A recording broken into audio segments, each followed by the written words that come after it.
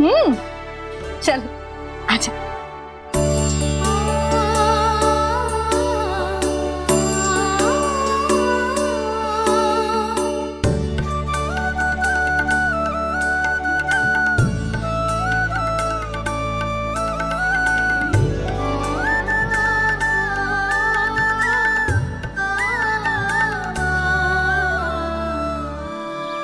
यही बात कह रही थी मैं, उसके भोले प्यारे मन को मोहित कर देने वाले दिखावे में मत आना।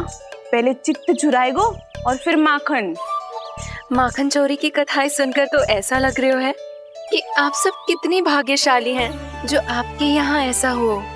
यदि मेरा ब्याह पहले हो गया हो तो हो सकता है मेरे घर भी आता माखन चुराने वो राजकुमार। ये इच्छा करने से पहले 4 बार सोच लो और मिला। ऐसा क्यों जीजी? क्योंकि चोरी के बाद बिना साथ चिखे जशोदा भाभी के पास जाओगी ना तो वो एक भी ना मानेगी। शिकायत तुम करोगी उसकी और दंड तुम्हें भुगतना पड़ेगा। हो सकता है कि वो तुमसे बात करना ही बंद कर दे। इसके बारे में तो सोचना भी मती। आप सबसे तो छुपा लूंगी, स्वयं से कैसे छुपाऊं? मेरा मन तो कर रहा है कि मैं भी वो ही अनुभव करूं जो आप सब ने करो है।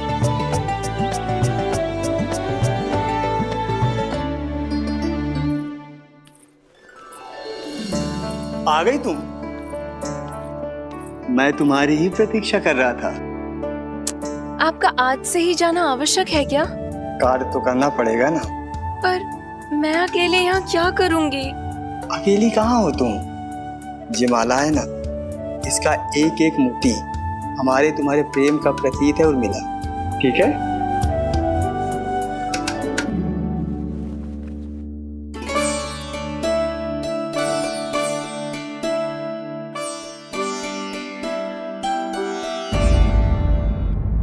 ये इच्छा करने से पहले 4 बार सोच लो और मिला। क्योंकि चोरी के बाद बिना साथ चिखे जशोदा भाभी के पास जाओगी ना तो वो एक भी ना मानेगी। किसी ना किसी काम में लग जाना चाहिए मुझे, ना तो मैं उसी के बारे में सोचती रहूंगी। इतना अच्छा हो तो यदि उन्हें मैं अपने हाथों से माखन खिला पाती। इतना अच्छा हो तो यदि उन्हें मैं अपने हाथों से माखन खिला पाती।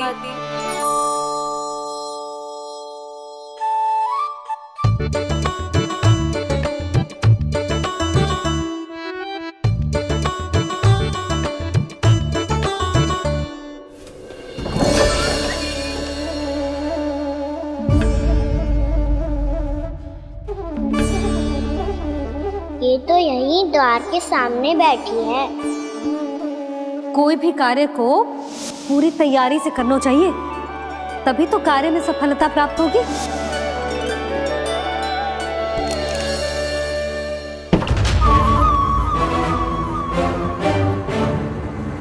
तैयारी के साथ साथ ध्यान केंद्रित करना भी आवश्यक है, नहीं तो ध्यान भटक जाएगा और हाथ लगेगी असफलता।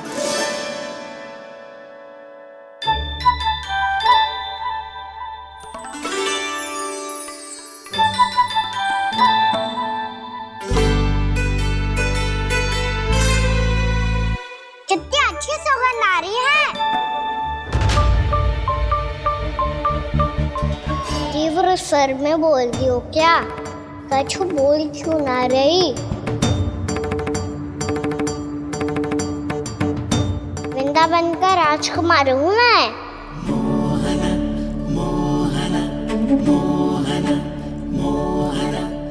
आज ही बनायो है क्या? हाँ हाँ, बस अभी अभी बनायो है।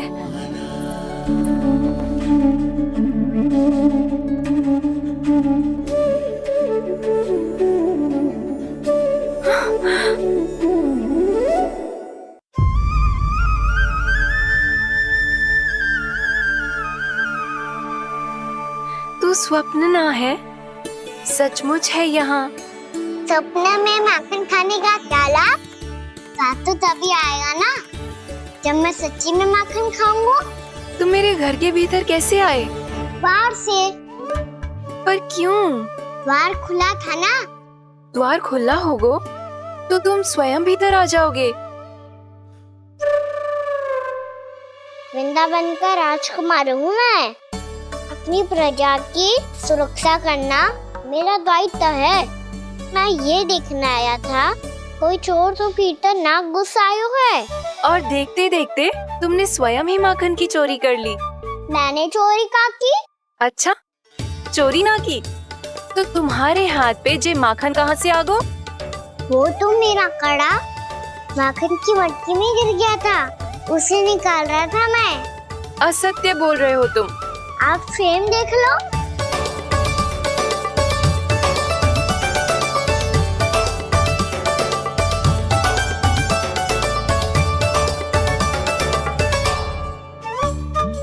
मेरे साथ भी ऐसा ही हुआ था, पर मुझे कड़ा मिलो ही ना, केवल ये माखन मिलो।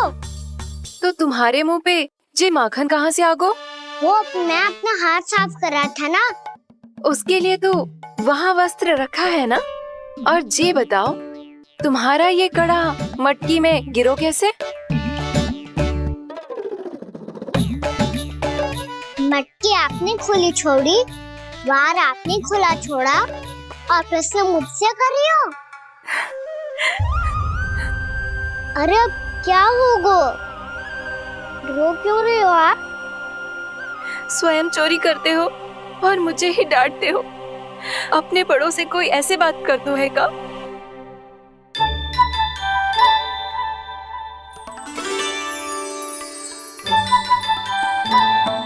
अच्छा आप रो मती। अब भैया कहती है भूल करो, उस पे रोना नहीं चाहिए, बल्कि अपनी भूल को मानकर फिर सीख लेनी चाहिए।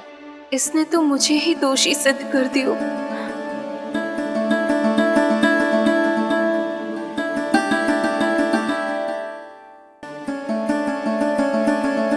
शिकायत तुम करोगी उसकी और दंड तुम्हें भुगतना पड़ेगा। वैसे जो भी हो, आपने माखन बहुत स्वादिष्ट बनाया था। और उसकी आभा तो ऐसी है कि पल भर में तुम्हारा मन चुरा ले वो। अब आपने इतने प्रेम से बनाया हुआ है तो वैर थोड़ी ही जाने दूंगा। कितना भी प्रयास क्यों ना कर लो, पकड़ में आने वालों में से ना है जे। इसे तो मैं पकड़ के रहूंगी।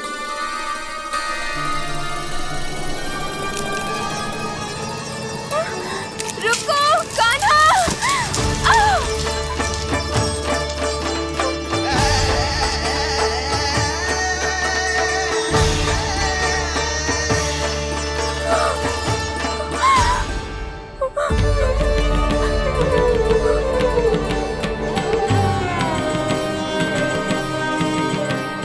यशोदा जीजी, यशोदा जीजी, यशोदा जीजी, भाभी, यशोदा भाभी, भाभी। क्या होगा? तुम सब एक साथ? हाँ जीजी, हम सब कुंड पे जा रहे हैं, आप भी साथ चलिए ना। सोच क्या रही हो जीजी? अब चलो भी।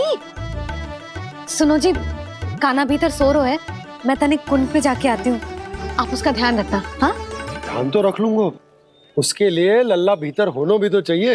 भीतर ना है? ना, बिना बताए कहाँ चला गया? कहीं फिर से माखन चुराने तो ना चला गो।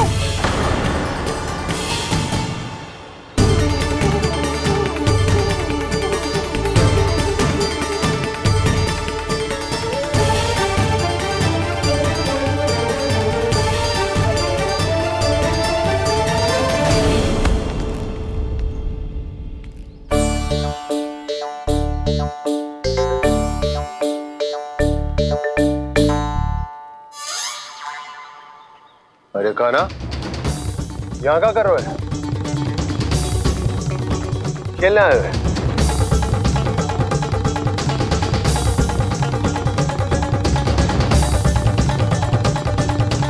पर तेरी सखा कहाँ है? तुझे छोड़कर चले गए घर? चल चिंता मत कर, आजा, मैं तुझे घर लेकर चलता हूँ।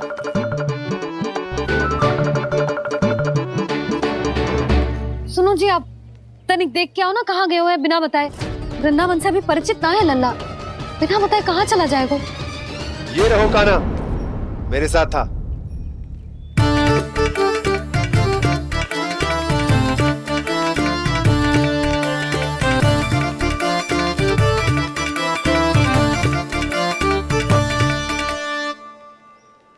देख लियो तुम सबने, माखन चोरी ना कर रहा था, अपने ताऊ जी के साथ था। क्यों रे, बिना बताए कहाँ चला गया था?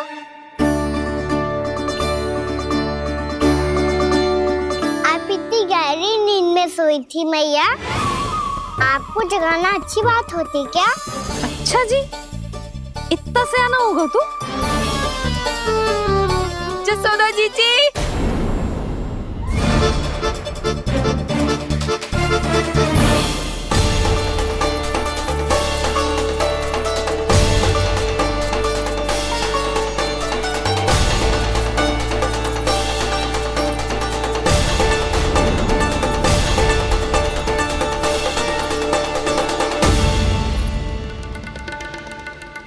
क्या होगा उर्मिला?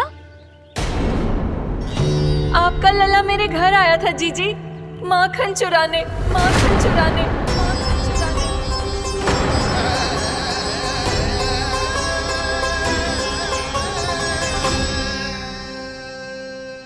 ना ना उर्मिला, तुम्हें कछु भ्रम हुआ है। जे तो अभी अपने ताऊ जी के साथ था, है ना भैया? हाँ, ये मेरे ही साथ, अर्थात मैं लक्ष्मण के घर की ओर जा रहा था तो मार्ग में मुझे कान्हा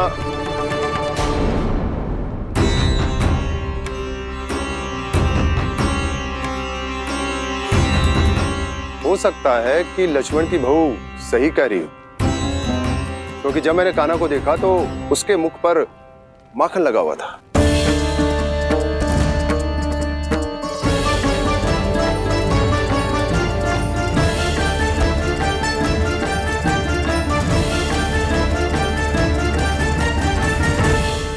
ना ना उर्मिला, तुम्हें कछु भ्रम हुआ है। जे तो अभी अपने ताऊ जी के साथ था, है ना भैया? मैं लक्ष्मण के घर की ओर जा रहा था तो मार्ग में मुझे कान्हा हो सकता है कि लक्ष्मण की बहू सही कह रही, क्योंकि जब मैंने कान्हा को देखा तो उसके मुख पर माखन लगा हुआ था।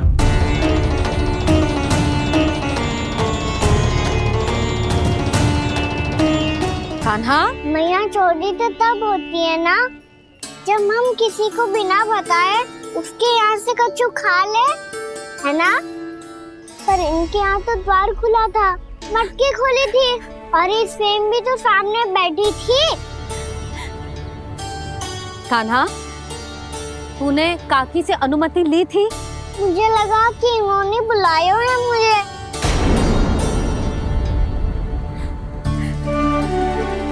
उर्मिला, कान्हा ने तुम्हारे घर आके माखन खायो, इसके अपराध की मैं भरपाई करूंगी। मैं तुम्हें 2 गुना माखन दूंगी। ये सत्य है, मैंने स्वयं ही इच्छा की थी इसे माखन खिलाने की, पर बात माखन की ना है जीजी। तो फिर क्या बात है? इसने मेरी माला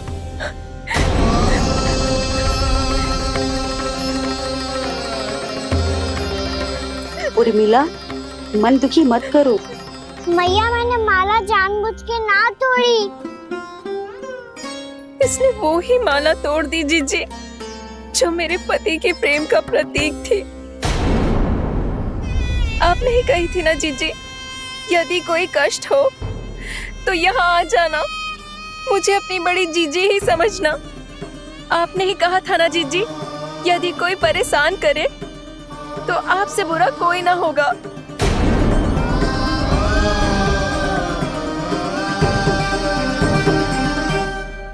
हे नारायण, क्या मुझे अपने कान्हा को फिर से दंड देना पड़ेगा? मैया, यदि नहीं काकी की यही इच्छा है तो आप मुझे फिर से दंड दे दो। मैं दंड के लिए तैयार हूँ मैया। मान दो मुझे उस उखल से, मैं उस उखल में बंधा रहूंगा, दिन भर धूप में खड़ा रहूंगा, भूखा प्यासा भी रह लूंगा। पर आप इनसे कहो ना, साधारण सी मोतियों की माला के लिए अपना मन क्यों दुखी करिए? कान्हा, ये कोई साधारण मोतियों की माला ना है। वैसे तो तेरी जो मुरली भी साधारण है ना, इसे कोई छीन ले तो तुझे कैसा लगेगा? बहुत बुरा लगेगा। बस ऐसे ही काकी को भी बुरा लगो ना। उनके लिए जो प्रेम का प्रतीक थी ना, मूल्य वस्तु की ना होती कान्हा, भावनाओं की होती है। काकी की भावना जुड़ी थी ना।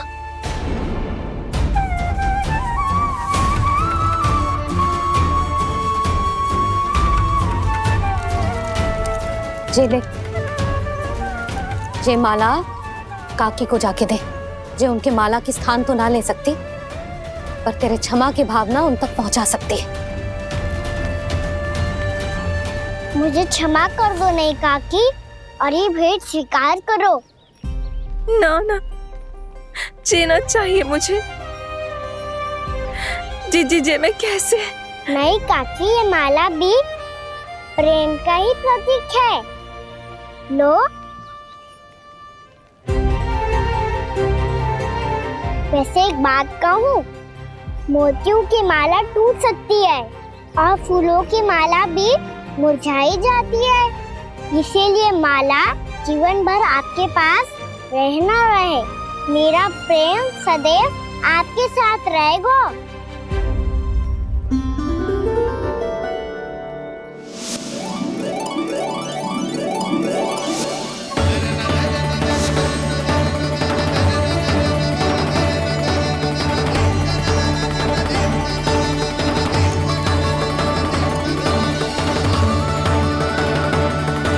इन्हें आए एक दिन भी ना हो और आते ही कान्हा के हाथ से उपहार मिल गो।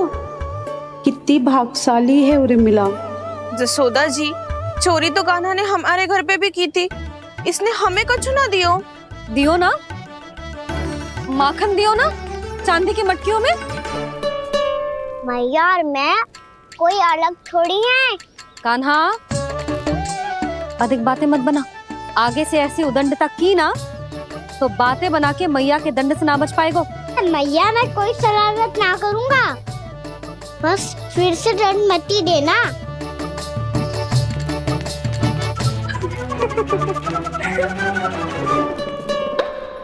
कान्हा की ओर से मैं क्षमा मांगती हूँ तुमसे। कछु कहने की आवश्यकता ना है जीजी। जो हुआ अच्छे के लिए हुआ। आज की इस घटना से मुझे बहुत बड़ी सीख मिली है। प्रेम को वस्तु के साथ ना जोड़ना चाहिए, क्योंकि वस्तु तो रहे ना रहे, पर अपनों का प्रेम वो तो सदैव अपने साथ ही रहता है। ये मैं ना रख पाऊंगी। अरे ना ना, ये तो तुम्हें रखनी पड़ेगी। कान्हा ने दियो है। नारायण नारायण।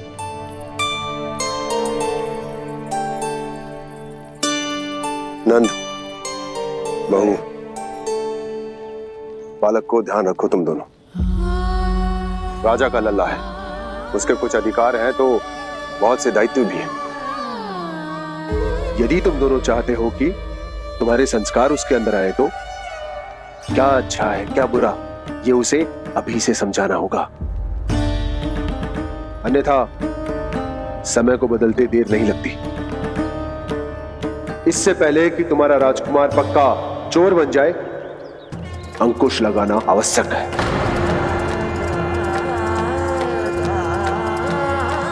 बाकी तो तुम दोनों समझदार हो।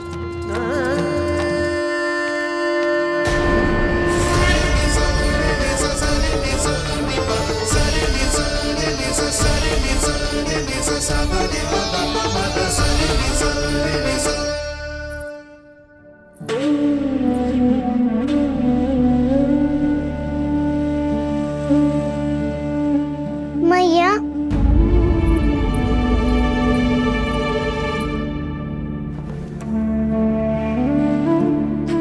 मैया मेरी बात सुनो ना। बाबा, तुझे पता है लल्ला, तेरी मैया तुझसे कितना प्रेम करती है? तो तू ही बता, जो तुझ पर सारा संसार न्यौछावर करती है, यदि उसके सामने कोई आकर तेरे बारे में बुरा कहेगो, तेरी कमियां निकालेगो, कुछ भी करेगो, कैसा लगेगा उसे?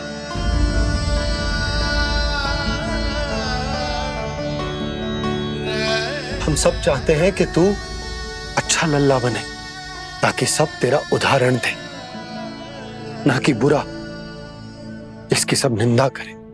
पर बाबा, मैं तो बात अच्छे वाले कार्य करता हूँ। हाँ, कर तो है ना अच्छे कार्य, तू कर तो है अच्छे कार्य, पर 100 अच्छे कार्य करने के बाद यदि जाने अनजाने में एक बुरा कार्य भी कर देगो ना, ये समाज उस बुरे कार्य को ही स्मरण रखेगो। भलाई क्षण भर में भुला दी जाती है लल्ला, और बुराई वो सदैव स्मृति में बनी रहती। यही इस समाज की रीत। मुझे क्षमा कर दो बाबा। लल्ला, तुझे पता है जब तू भूल करतो है तो सबसे पहली उंगली तेरी मैया के लालन पालन पर उठती। ये सारे गांव वाले, सारे गोप गोपियां, सारा समाज सभी तेरी मैया को दोष देते हैं कि उसने तुझे अच्छी शिक्षा ना दी। तो यदि तुझे क्षमा मांगनी है ना, मुझसे ना, तेरी मैया से मांग। पर बाबा मैया मानेगी?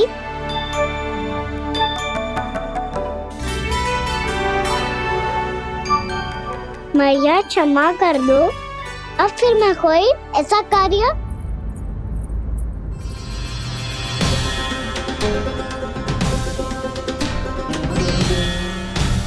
बैठो ना जीजी, बैठो। आजा लल्ला, बैठ। जे देख, तेरे लिए लड्डू बनाए हैं, पर पहले तुझे माखन चख के देख कैसे बनो।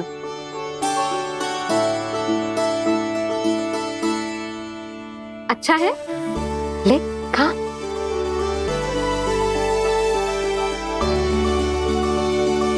कितना अच्छा बालक है तू। सदैव ऐसे ही रहना, किसी की संगति में आके बिगड़ मती जाइयो, समझ आई? मुझसे बात मत करो, बस सारा प्रेम दाव पे लौटा दो। हाँ नहीं तो सुन, नारियल के लड्डू खाएगा? मैं अभी लेके आती हूँ।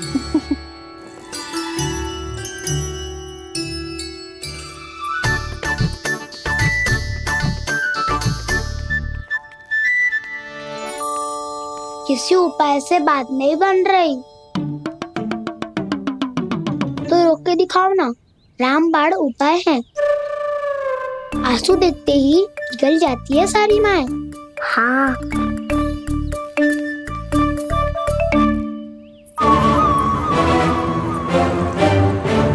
ये देख, ये ले।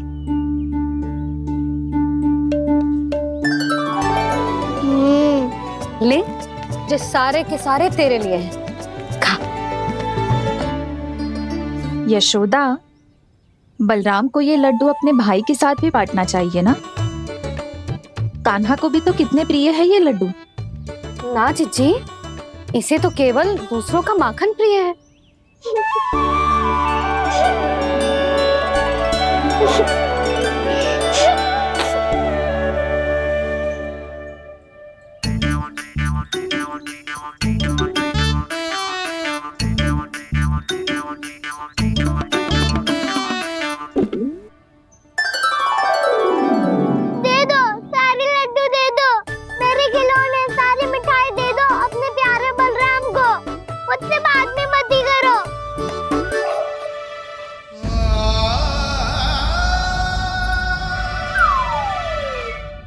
ऐसी भोली सूरत बना तो है कि दंड देने की शपथ भी ली हो तो स्वयं पर ही लज्जा आ जाए।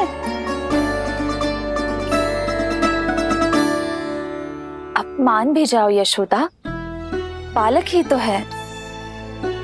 छे बालक ना है, जे तो छलिया है। अपनी बात मनवाने के लिए अनेकों उपाय करतो है जे, और फिर पूरे गांव में बताता फिरतो है कि मैया को मनाना कितना सरल है। पर अब मैं इसके मन का ना होने दूंगी।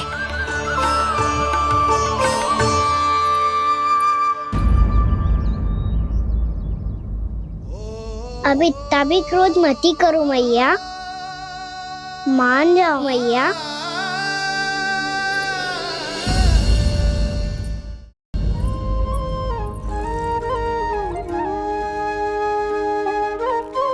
छोटा सा मैं बालक मैया, नैना छोटे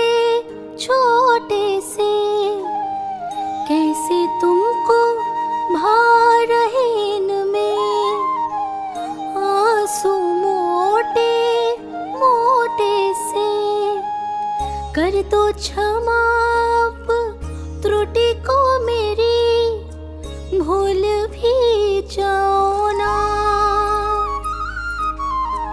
मान भी जाओ ना मैया, आप मान भी जाओ ना। अपने प्यारे कान्हा को अब हृदय से लगाओ ना। सुनो मैया, तुम्हारा कन्हैया सच में भोला भाला है।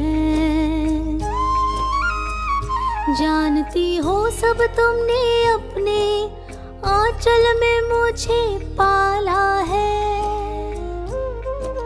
ममता दी है, प्रेम दिया है, अच्छे अच्छे से संस्कार दिए। बदले में मैंने तुमको बस केवल कष्ट ही कष्ट दिए। पलकों में बैठाया तो मुंह फेर के जाओ ना, मान भी जाओ ना मैया, आप मान भी जाओ ना। अपने प्यारे कान्हा को अब हृदय से लगाओ ना। अपने प्यारे कान्हा को अब हृदय से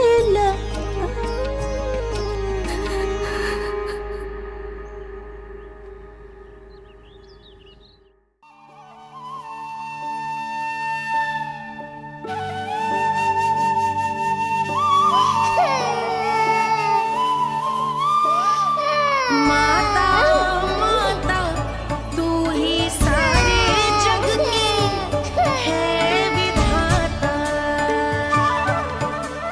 प्रेम है तेरा ऐसा निराला, विवश हो कर आए जग पाला।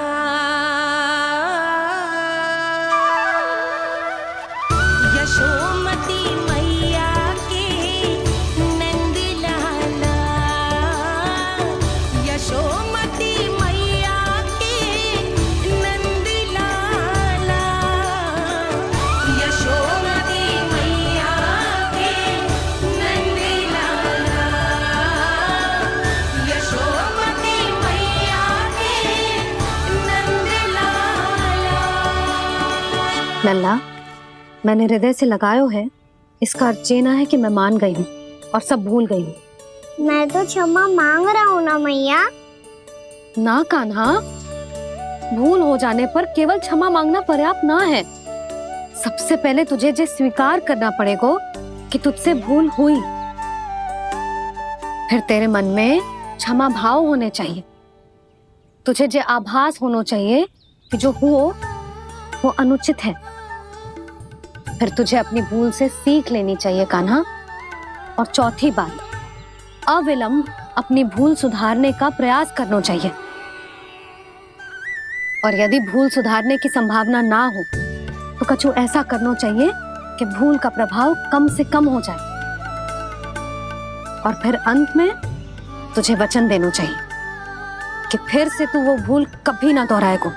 मैं समझ गई मैया। तुम्हारा लल्ला नटखट अवश्य,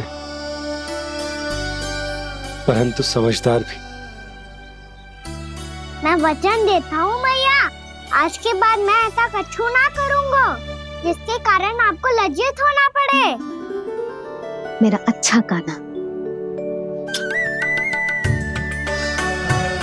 अब जा विश्राम कर, जा।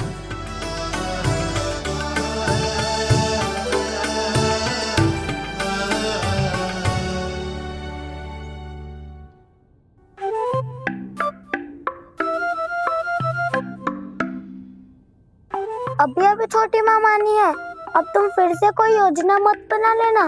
उसकी चिंता मत ही करो दाऊ। आप तो शीघ्रता से वो समझाओ जो मैया अभी कह रही थी भूल के बारे में।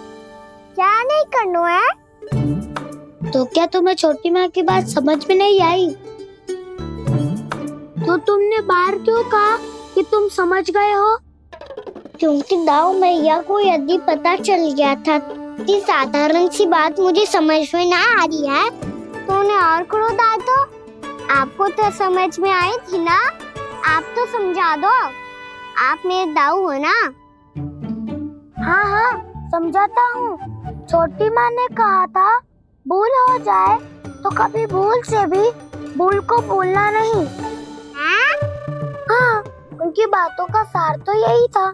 अरे दाऊ, सार के चक्कर में आप सीधी सीधी बात को और कठिन बना रहे हो। फिर से मैया से ना पूछ सकते हो, पर बाबा से पूछ सकते है। जिसके सामने माया जाल बुनने का प्रयास कर रहे हो, ये माया के स्वामी है, ये मायाधर विष्णु है ये। अच्छा तो होते रहे, मैं तो इनकी हत्या करने आया हूँ और हत्या करके ही जाऊंगा। दाऊ आप सखाओ को बचाओ, मैं इनका सामना कर लूंगा। पर कान्हा, अभी आप ही ने तो कहा था माया का स्वामी हूँ मैं।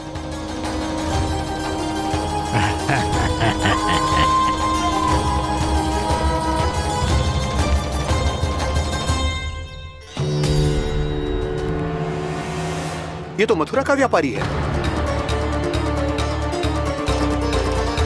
इसको अर्थ वो जो था वो सच में छलिया हो तो कहीं वो नंदमोहन तो ना पहुंच गओ।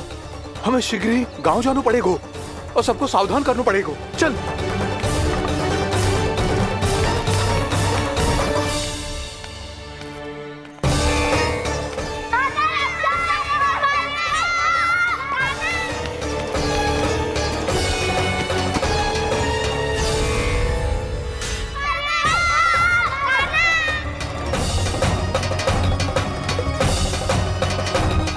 यदि तुम्हें लग रहा है कि मेरे छल के वार से बच गए हो तो मुझसे भी बच जाओगे।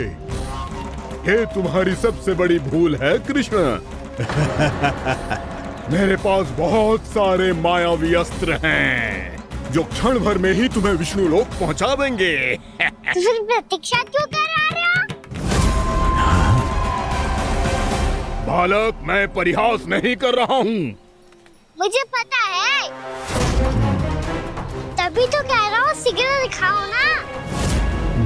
मुझे तुम्हारे सारे मायावी अस्त्र देखने हैं। कैसे बालक हो तुम? मैं यहाँ खेल दिखाने नहीं आया हूँ। तो समय व्यर्थ क्यों कर रहे हो ब्रह्मासुर? जो करने आए हो वो ही करो ना। अब देखो कैसे तुम्हारे प्राण एक ही वार में इस देह का साथ छोड़कर उड़ जाएंगे। मेरी मायावी अग्नि तुम्हारे भोले भाले से इस मुख को जलाकर भस्म कर देगी।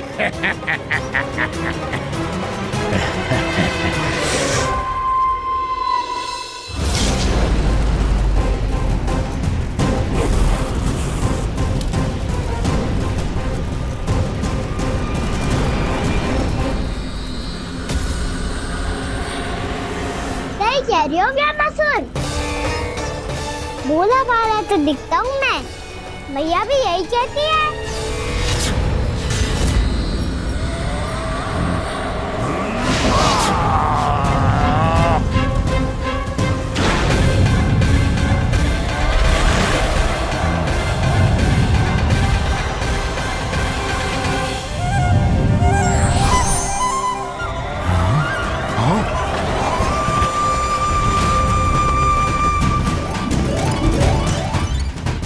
आसन को उपहार देने के लिए बहुत बहुत धन्यवाद ब्रह्मासुर। बहुत समय से खड़े खड़े थक गया था मैं।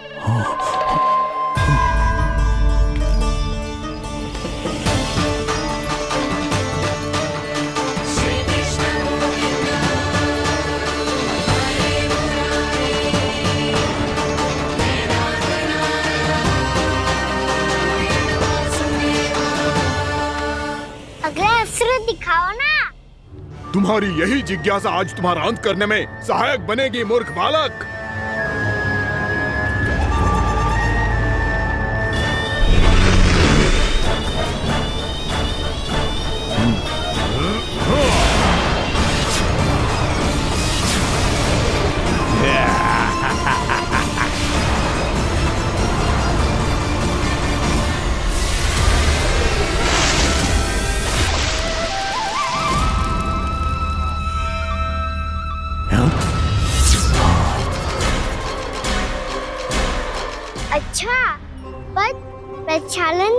चाहते थे, तो पहले क्यों नहीं बताया? मुस्कुराना बंद करो। तुम्हारी ये हंसी मुझे कांटों की तरह चुभ रही है। पर मैया तो कहती है कि मेरी मुस्कुराहट फूलों की तरह है।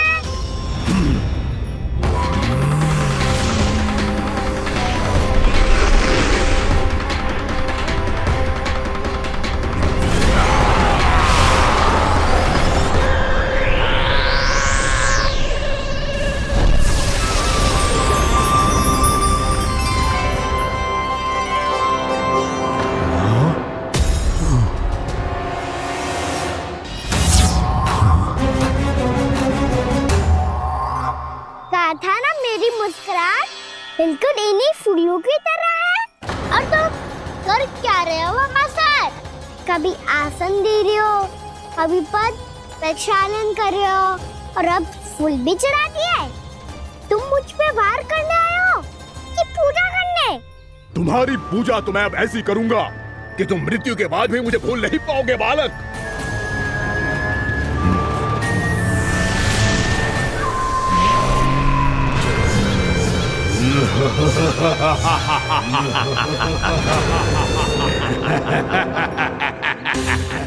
कान्हा, ये चट्टान तो मुझसे हिल ही ना रही।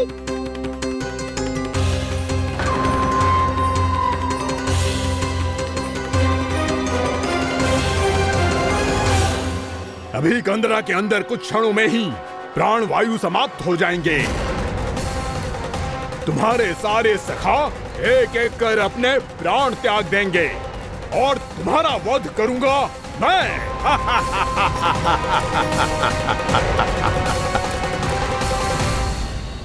अरे सब जन बच के रहना। छलिया आया हुआ है वृंदावन में। अरे छलिया आ गया है। वृंदावन में मायावी छलिया। अरे क्या हुआ? कौन छलिया? मायावी छलिया सबको छलता है वो। हाँ, कुछ भी कर सके है वो। बहुत भयानक। अरे भानु, ठहर जरा, क्या हुआ? बहुत भयानक है वो। बच के रहना सब लोग। अरे भेष बदल ले तो है वो। हाँ। क्या हुआ? छलिया है वो। अरे मेरी बात तो बताओ। रानी भाभी, रानी भाभी, कान्हा घर पर ही है ना? ऐसे भड़बड़ा क्यों रहे हो? कोई भूत देख लियो है क्या? भूत ना भाभी, छलिया से भेंट हो गई। सच्ची का मायावी छलिया है भाभी। क्या उल्टा सीधा बोले जा रहे हो? ठीक से बताओ। अब बोलो भी। वो कान्हा के पीछे पड़ो है वो। मेरे लल्ला के पीछे? हाँ रानी भाभी, हमारे अचेत होने से पहले हमने उसे ये कहते सुना था कि वो वृंदावन आने वाला है कान्हा से मिलने। हे नारायण, मेरे कान्हा की रक्षा करना। जसोदा जी, मायावी छलिए से बचना बालकों के बस की बात ना है। जीजी, बालक वन में अकेले हैं।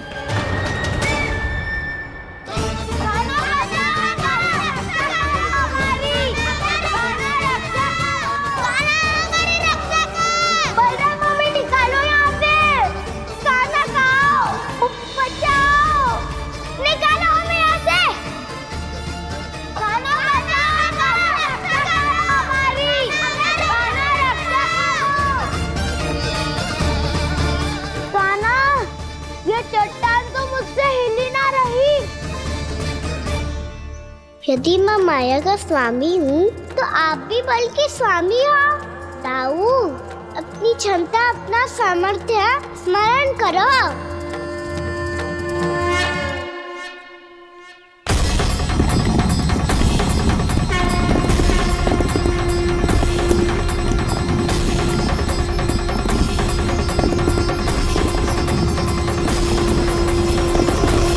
इससे पहले कि वो कंदरा का द्वार खोल के तुम्हारे सखाओं को बाहर निकाले, मैं तुम्हारे प्राण ले लूंगा कृष्ण।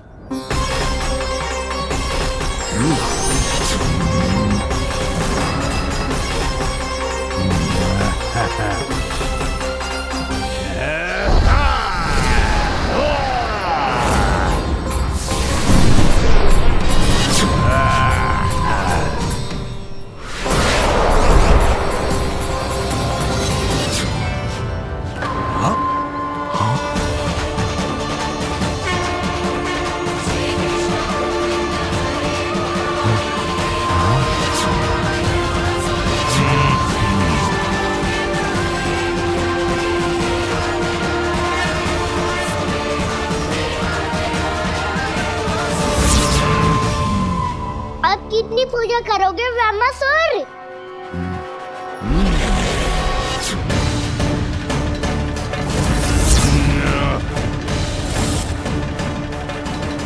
प्रभु तो खेल खिला रहे हैं इससे, और ये खेले जा रहा है विवश होकर, उनकी माया से बाध्य होकर।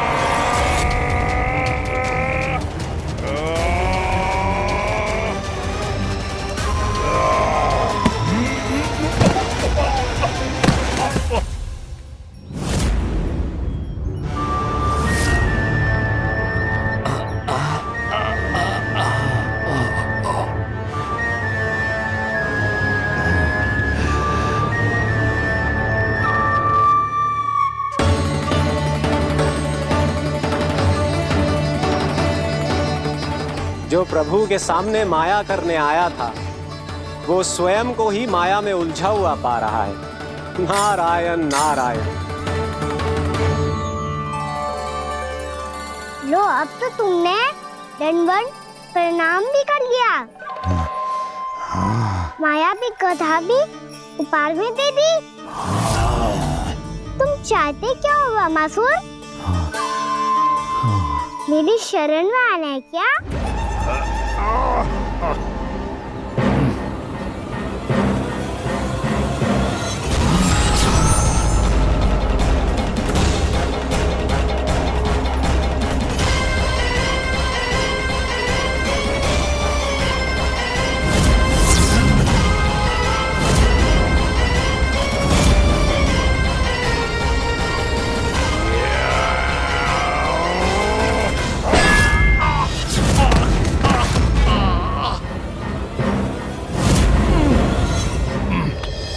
सोच विचार का समय ना है हमारे पास।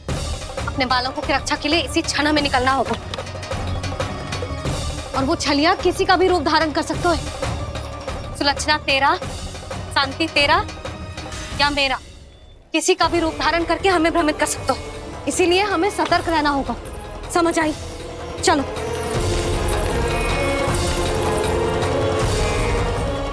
अभी भी समय है ब्रह्मासुर, समझ जाओ। यदि मैया आ गई तो बात गड़बड़ हो जाएगी।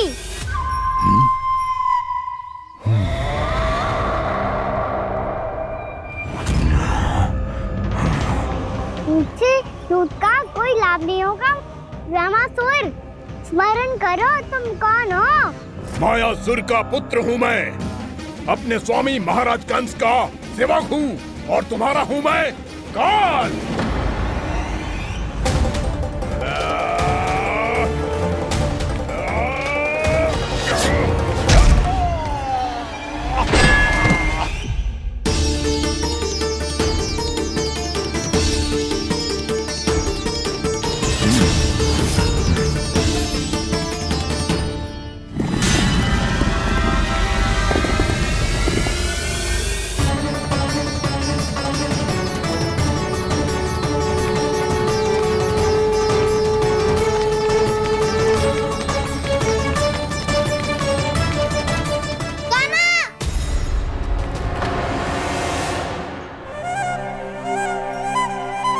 बाबा कहते हैं दुष्टों को पहले बातों से समझाना चाहिए, फिर भी ना माने तो अस्त्र ना उठाना कायरता होती है।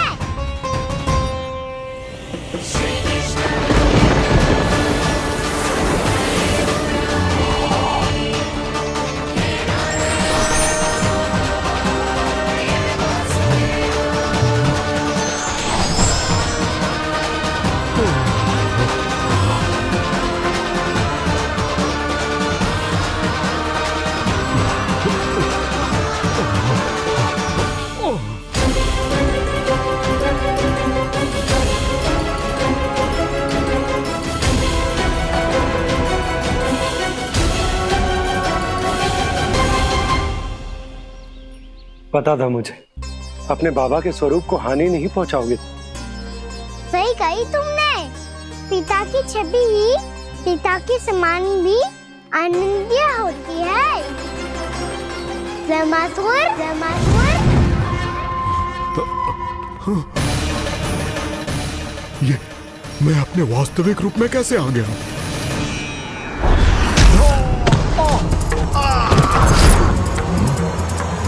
मेरे बाबा का स्वरूप नहीं लेना चाहिए था तुम्हें। मैया ने सिखाया है भूल को क्षमा किया जा सकता है, पर जानबूझ के किए गए अपराध के लिए दंड ही एकमात्र निकाल होता है। ये बार बार अपनी मैया का नाम ले रहा है। यदि मैं वो स्वरूप लूं तो अपनी मैया पर वार नहीं कर पाएगा ये।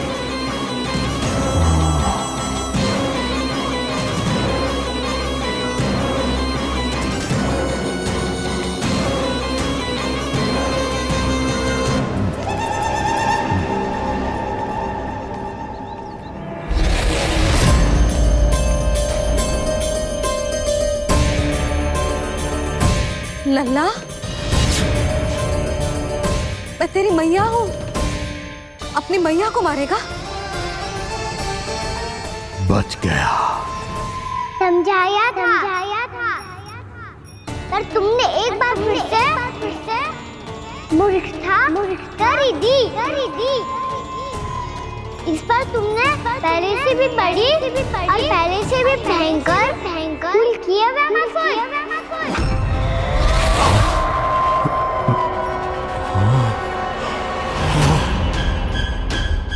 ये क्या हो रहा है मुझे? बार बार मेरा रूप क्यों बदल रहा है? ममता को समझे बिना अधिक समय तक मैया का स्वरूप हरण करके नहीं रख पाओगे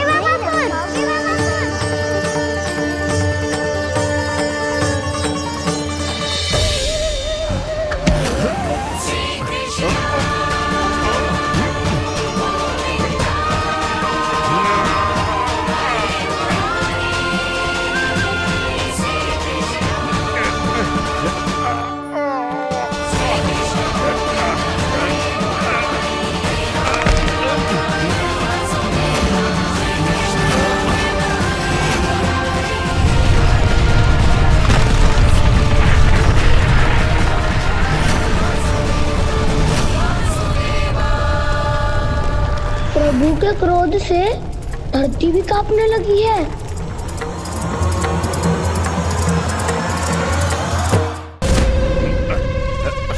पुत्र को मारने के उद्देश्य से एक माँ का रूप लिया तुमने। ये ममता का और मेरी मैया का घोर अपमान है।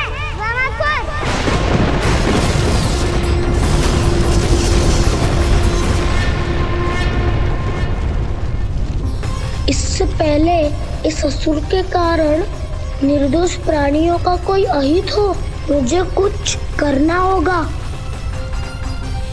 यदि मैं माया का स्वामी हूँ तो आप भी बल के स्वामी हो। दाऊ, अपनी क्षमता, अपना सामर्थ्य स्मरण करो।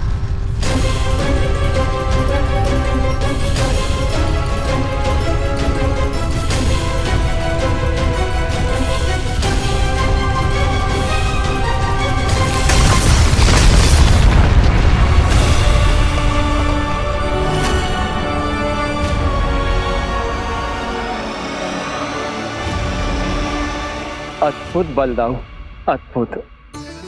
अपने बल का उचित प्रयोग करके आपने प्राणियों को हानि होने से बचा लिया और ये भी सिद्ध कर दिया कि इस युग में आपसे अधिक बलवान और कोई नहीं होगा।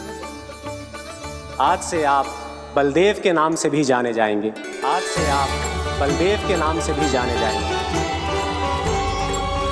आपके चरणों का ये चिन्ह युगों युगों तक आपके बल की कथा कहता रहेगा। बलराम का चरण चिन्ह।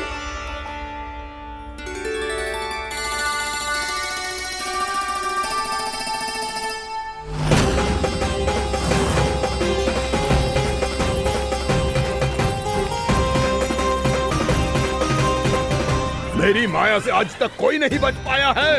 एक बार मुझे छोड़कर देखो, फिर पता चलेगा कि मैं हूँ कौन। पहले ये तो देख लो कि मैं कौन हूँ।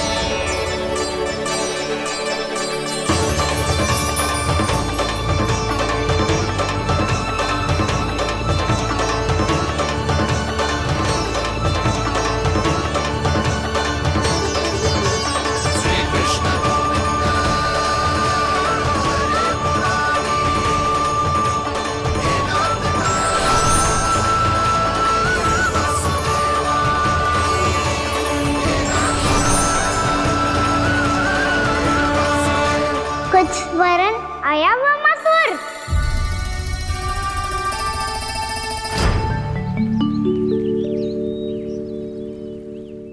बहुत समय पहले की बात है, बहुत बड़े घुमाकर राज करते थे तुम्हें महान राजा भीमम के नाम से जाना जाता था।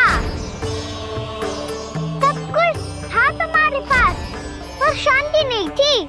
इसीलिए शांति की खोज में अपना संपूर्ण राज अपने पुत्रों को सौंप कर मलय पर्वत की ओर चल दिए।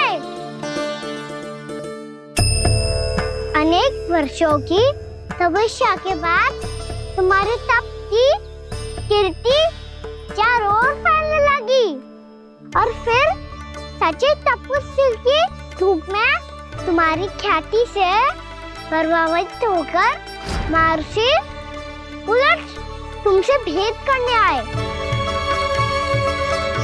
राजा भीमरथ, आपने ईश्वर की प्राप्ति के लिए सब कुछ छोड़ दिया, पर अपना अभिमान नहीं छोड़ पाए। इसीलिए मेरे आगमन पर सम्मान के साथ खड़ा होना तो दूर, मेरा अभिवादन भी नहीं किया। अभिमान तपस्वी का गुण नहीं होता है राजन, अभिमान राक्षसी गुण है। इसलिए मैं आपको श्राप देता हूँ कि आप अगले जन्म में एक राक्षस के रूप में जन्म लेंगे, एक राक्षस के रूप में जन्म लेंगे। मुझे क्षमा कर दीजिए महर्षि, मैंने जानबूझकर आपका अपमान नहीं किया है। मैं तो यहाँ पर शांति की खोज में आया था। अपने भीतर के संसार में गहरे सोच विचार में डूबा हुआ था मैं। मुझे क्षमा कर दीजिए महर्षि, मुझे क्षमा कर दीजिए। अपनी भूल का आभास प्रायश्चित की ओर पहला पग होता है। मैं अपना श्राप तो वापस नहीं ले सकता, परंतु आपको एक वचन अवश्य दे सकता हूँ। जब भी प्रभु नारायण का अवतार होगा, आपको उचित समय पे वो वरदान देंगे जिसकी आप लंबे समय से प्रतीक्षा कर रहे हैं।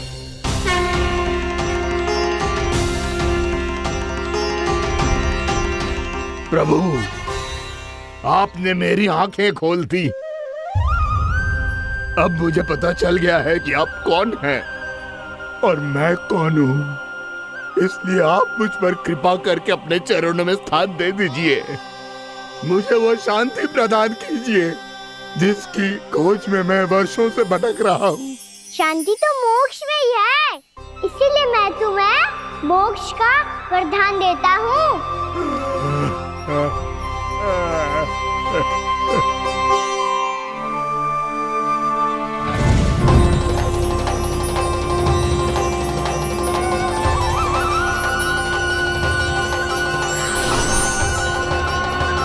प्रभु की ये लीला सदैव स्मरण रखी जाएगी। इस स्थान को इनका आशीर्वाद मिलेगा और इस कंदरा को व्योमासुर की कंदरा के रूप में पहचाना जाएगा। भविष्य में अनेक ऋषि मुनियों की शरण स्थली बनेगी ये कंदरा। दीदी, ये कोई साधारण बालक ना है। ऐसा चमत्कार कोई साधारण बालक थोड़ी ना कर सकते हो। तुम सत्य कह रहे थे बलराम, कान्हा सच्ची में भगवान ही है। तभी तो सब देवता इसे बसाने और इसकी ओर से युद्ध करने आते हैं। तुम सब ऐसे आंखें फाड़ के क्यों देख रहे हो मुझे?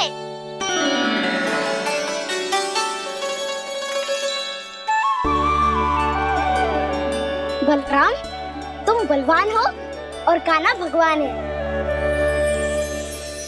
दूर दूर तक कोई दिखाई न दे रहा है। ना जाने किस हाल में होंगे बालक। कहीं हम ही तो मार्ग ना भटक गए शीघ्रता के चक्कर में। अब तो एक पग भी ना चलो जा रहे हो। जल, किसी के पास जल है क्या? कंठ तो मेरा भी सूख रहा है मौसी। भाभी, निकट ही जमुना जी है, कहूँ तो वहाँ से जल ले आओ। मैं भी जा रही हूँ भाभी, एक से भले दो। हाँ चल, शीघ्रता से आओ। हाँ।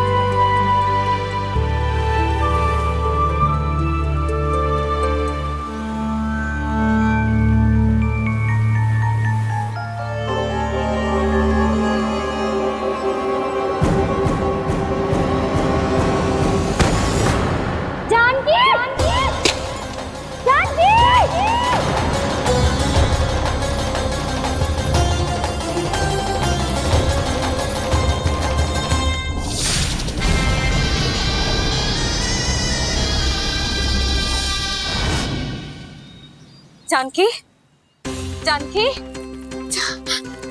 क्या होगा इसे? देखो ना जी, अब छलिया की सूचना मिलते ही हम सब बालकों को ढूंढने चली गई और ढूंढते ढूंढते सबको बहुत प्यास लगी आई जी। तो जानकी जमुना जी की नदी से जल लेने गई और उसने जमुना जी का पानी पिया और उसकी जेदशा हो गई। बालक कहाँ है? वो ठीक तो है ना? ऊपर ऊपर से सब ठीक है, पर भीतर से बहुत भयभीत है सब। जानकी तो बिल्कुल नीली पड़ गई है। लग तो है विष फैल गया है इसको पूरे तन में। मथुरा के सर्वश्रेष्ठ विदेह जी को बुलाए गए हैं उसके उपचार के लिए। जैसे ही इसने जल को मुंह से लगाया, ये गिर पड़ी। चटपटाने का अवसर भी ना मिलो। हाँ वैद्य जी, और निकटी मृत पशु भी पड़े हुए थे। हाँ, मैंने भी अस्थियां देखी थी।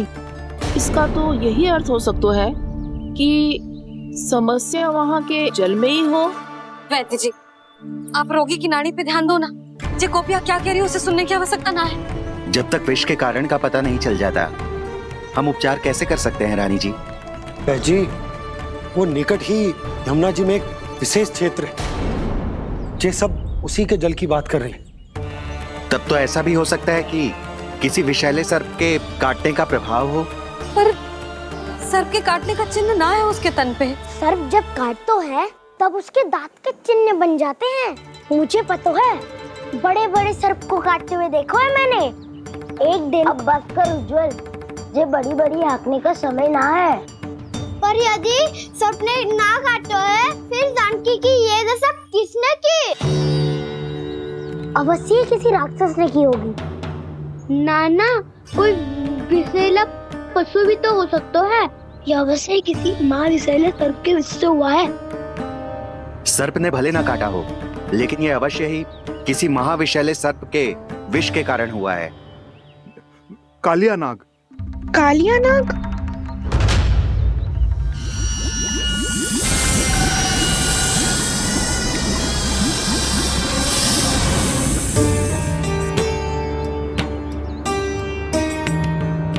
संकेतों से तो ऐसा लगता है कि जानकी ने कालिया नाग के क्षेत्र के विशाल जल पी लियो है। कालिया नाग एक लोक श्रुति है, कल्पना में गढ़ी हुई एक कथा, और कछु ना है। हमें जाके पता लगाना पड़ेगा। पर हमें वहां जाने से मना किया है ना बड़ों ने। उज्जवल सही कह रहे हो है। इस समय जानकी के स्वार्थ से अधिक महत्वपूर्ण और कछु ना है। जानकी हमारे लिए ही जलाने गई थी जी, ना मैं उसे जाने देती ना जैसा वो तो। वैद्य जी आप शीघ्र कछु करो, कैसे भी कछु भी करो, पर इसके प्राण बचा लो। यशोदा, धैर्य रखो, श्री नारायण पर विश्वास रखो, वो सब ठीक कर देंगे।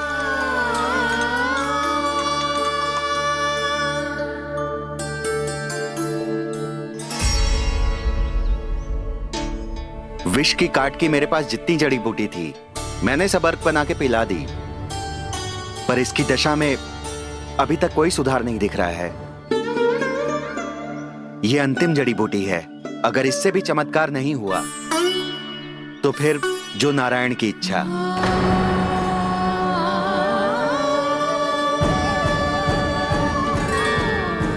पर कोई तो उपाय होगा जानकी को बचाने का। कान्हा, यदि तुझे किसी औषधि के बारे में पता है हमें बता दे, हम जाके ले आएंगे।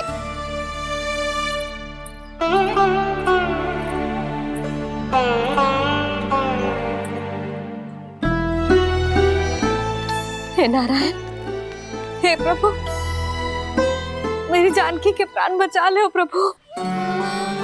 या तो मैं अपने आप को कभी क्षमा न कर पाऊंगी। ये सारी मेरे ही कारण बनाई थी। उसकी रक्षा करो प्रभु, मेरी पुकार सुनो।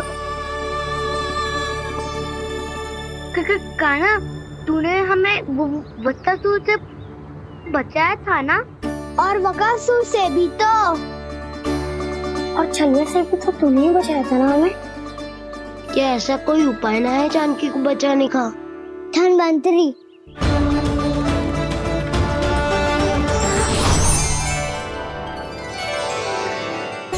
मैं आ गया हूँ प्रभु, चिंता मत कीजिए, आपके आदेश का पालन अवश्य होगा। यशोदा मैया,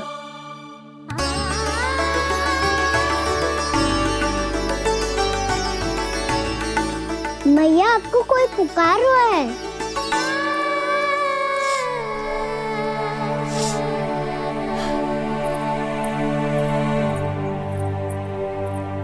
चिंता मत करो मैया, अब धन्वंतरी जी आ गए हैं, वो सब संभाल लेंगे।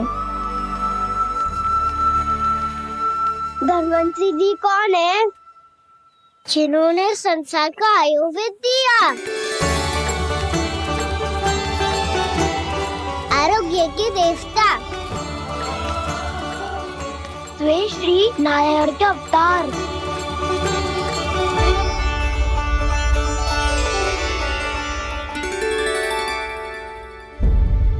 मुझे पता चला है कि आपको वेद की आवश्यकता है। हाँ हाँ, भीतर आइए। आइए आइए बैठे जी। जी रहे। मथुरा का सर्वश्रेष्ठ वैद्य अर्थात मैं यहाँ आ चुका हूँ और रोगी को जितनी औषधि की आवश्यकता थी सब दे चुका हूँ। निश्चित रूप से आपने विष की काट के लिए बहुत ही उत्तम अर्क तैयार किया है, इसीलिए किसी और वैद्य की आवश्यकता नहीं है। किंतु आप अकेले कितना कुछ करेंगे वैद्यराज, मुझे अपना सहायक ही बना लीजिए।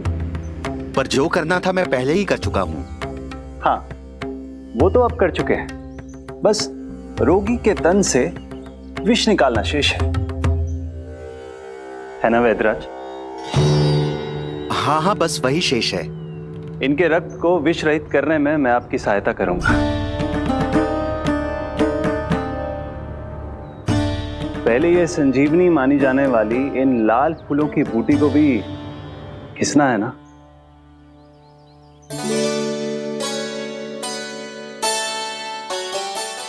हाँ हाँ, तुम सही कह रहे हो, इसे अच्छे से घिसो।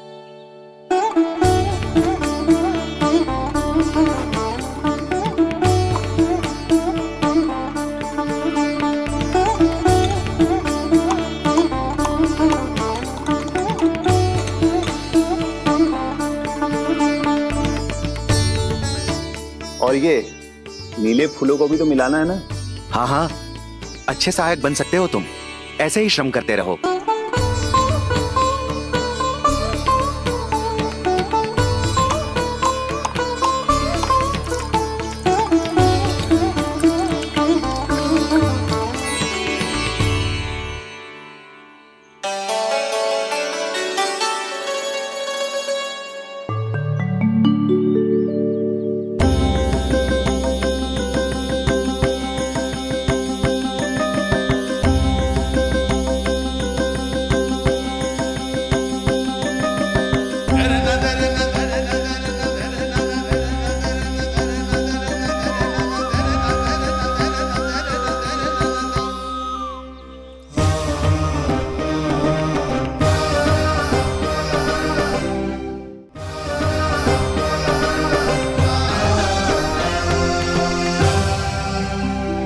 जानकी स्वस्थ हो जाएगी ना धन्वंतरी जी?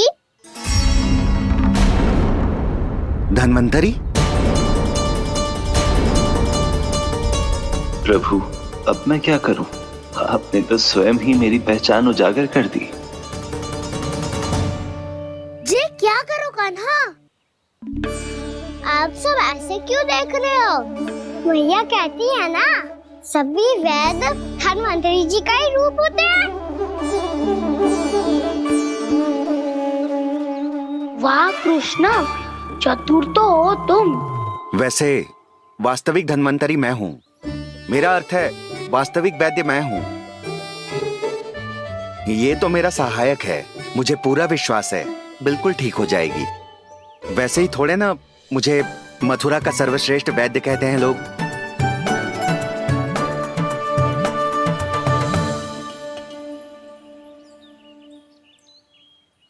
जसोदा भाभी,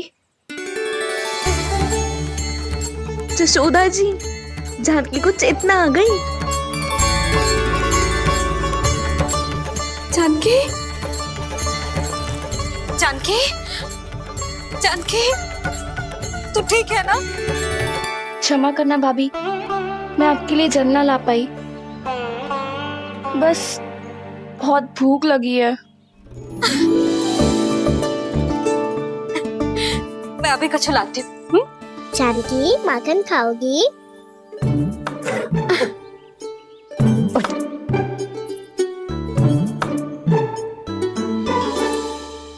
आजा, तू ही खिला दे लल्ला।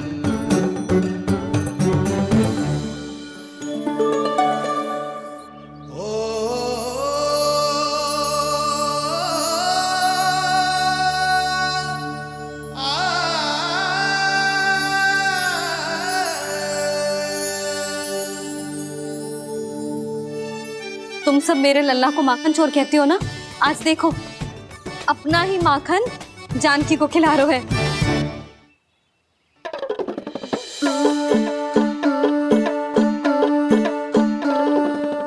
थोड़ा और विश्राम कर लो। सदैव तुम हम सबकी सेवा करती हो, आज मैं तुम्हारी सेवा करूंगा। जानकी की जिद दशा तब हुई जब जय यशोदा काकी की सेवा कर रही थी, और अब देखो स्वयं भगवान ही इसकी सेवा कर रहे हैं। जानते हो इससे क्या सिद्ध होता है? जो भी यशोदा मैया की पूजा करेगा, अर्थात अपने माता पिता की सेवा करेगा, उनके साथ सम्मान से व्यवहार करेगा, ईश्वर स्वयं उसका ध्यान रखेंगे।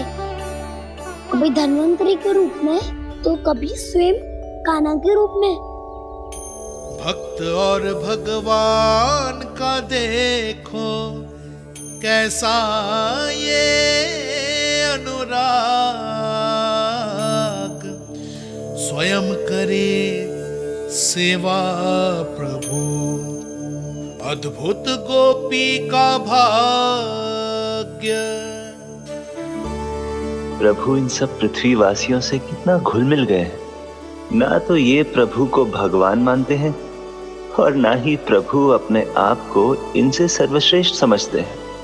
अपने आचरण से ये सिद्ध कर रहे हैं कि ये सभी में हैं और सभी इनका ही अंश है।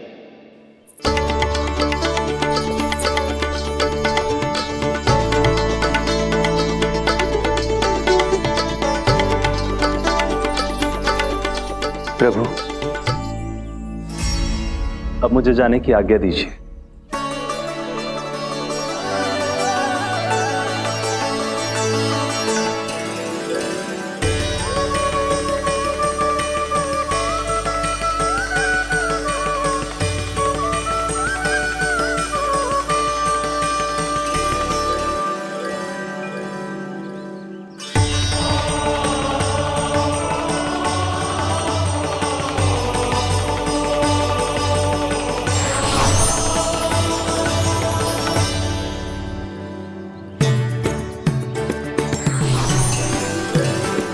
कान्हा ने तो सच्ची में धन्वंतरी जी को बुला लिया था।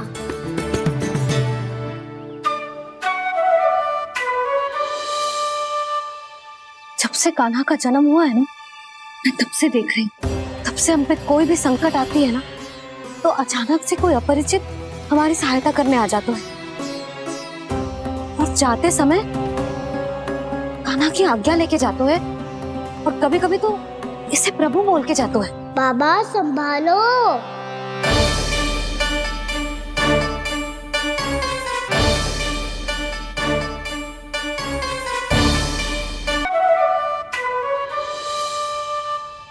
जब से कान्हा का जन्म हुआ है ना, मैं तब से देख रही हूँ, तब से हम पे कोई भी संकट आती है ना, तो अचानक से कोई अपरिचित हमारी सहायता करने आ जाता है, और जाते समय कान्हा की आज्ञा लेके जाते है, और कभी कभी तो इसे प्रभु बोल के जाते है। बाबा संभालो। यशोदा, इस जानकी को चढ़ो है और विचित्र विचार तुम्हारे मन में है। अरे सब जानते हैं कि हमारा परिवार राजसी, तुम्हें पता ना चलता हो वो, पर हमारे कान्हा को सब राजकुमार ही समझते हैं देखकर, इसीलिए उसे सम्मान देने के लिए सब ऐसा ही करते हैं, और कोई बात ना है।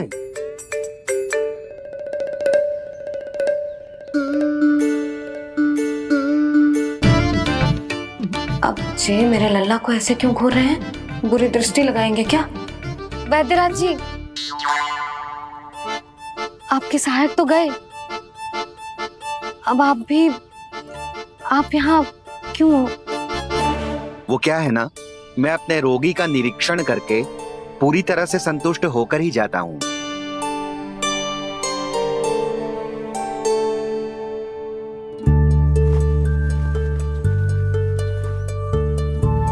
हाँ, संकेत तो अच्छे हैं, कल सुबह तक बिल्कुल ठीक हो जाएगी। धन्यवाद वैद्य जी।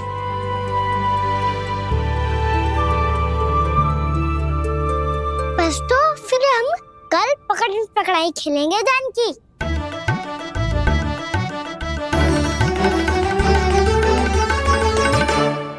भानु, बंसी, जाकर उस क्षेत्र के चारों ओर बाढ़ बनवा दो, और वहां सूचना पट्ट भी लगा देना, ताकि जानकी के साथ जो हुआ है वो किसी और के साथ ना हो। शीघ्र जाओ। जी ठीक है।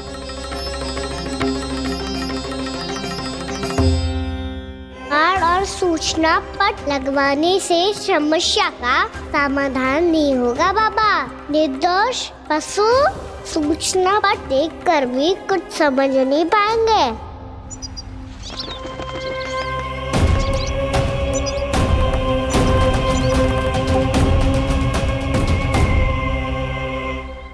तो तुम्हारे कहने का अर्थ यह है कि व्योमासुर मारा जा चुका है, और वो बालक अब भी जीवित है।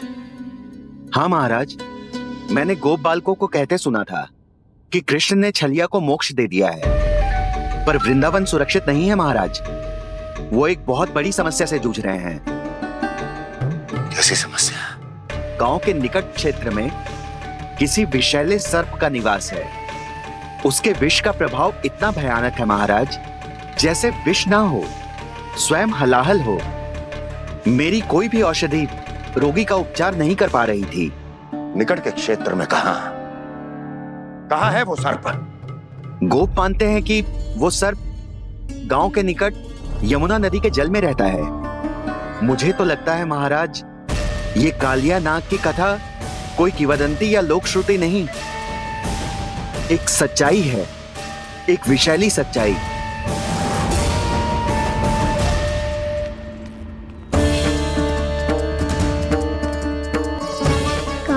सामना करने का समय आ गया है, पर उससे पहले मुझे बुलाना होगा उन्हें।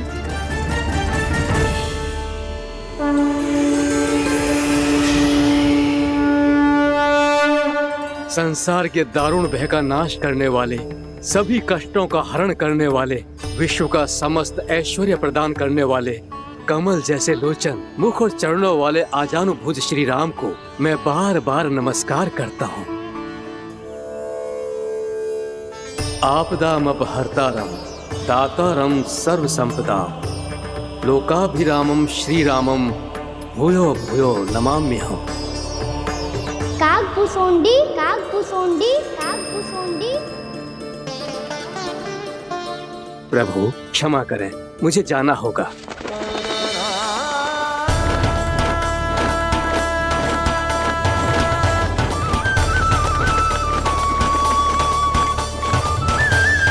प्रणाम प्रभु। अनेक बार मैं आपके दर्शनों के लिए आया प्रभु। कभी नंद भवन के झरोखों से आपके दर्शन करके चला जाता था, तो कभी दूर किसी वृक्ष की आड़ से आपको निहार लिया करता था। आज आपने स्वयं मुझे बुलाकर धन्य कर दिया प्रभु।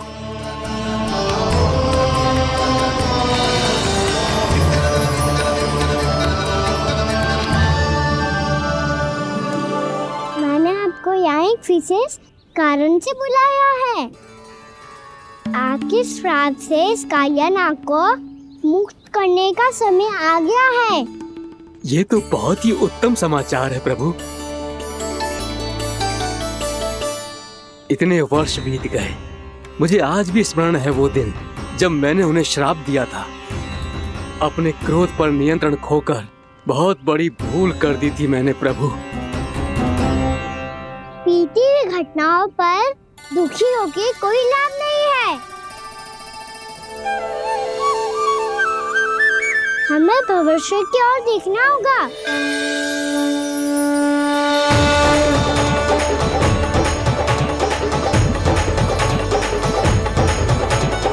आदेश कीजिए प्रभु, क्या आज्ञा है आपकी?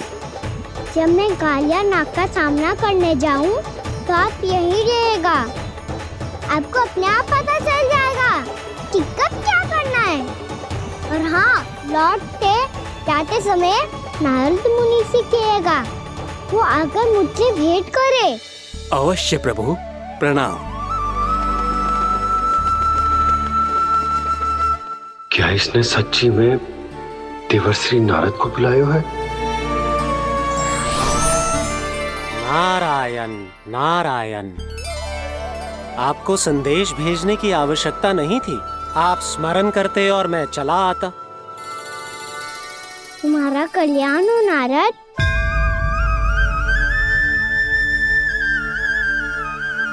मैंने तुम्हें एक विशेष कार्य के लिए बुलाया है। आज्ञा दीजिए प्रभु। तुम्हें एक बार फिर कंस से भेंट करनी होगी। विचार कीजिए महाराज। क्या आप बिना किसी शंका के कह सकते हैं कि कौन सी पंखुड़ी पहली है और कौन सी आठवीं?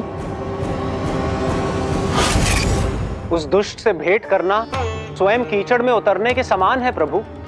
कमल पुष्प प्राप्त करना हो तो कीचड़ में उतरना पड़ता है नारद। आपका आदेश तो मैं स्वप्न में भी नहीं टाल सकता प्रभु। कंस कालियानाग के बारे में जान गया है, पर वो उसका सामना करने का साहस नहीं कर पाएगा। मैं आतुर हूँ प्राप्ति, मूर्ख नहीं। मेरी बुद्धि फिर नहीं गई है। मैं स्वयं उस कालिया जैसे महाविषैले सर्प के सामने खड़ा हो जाऊं और अपने ही काल को आमंत्रित कर लूं। तो फिर अपने लाभ के लिए उसका प्रयोग करने का कोई और उपाय सोचिए स्वामी।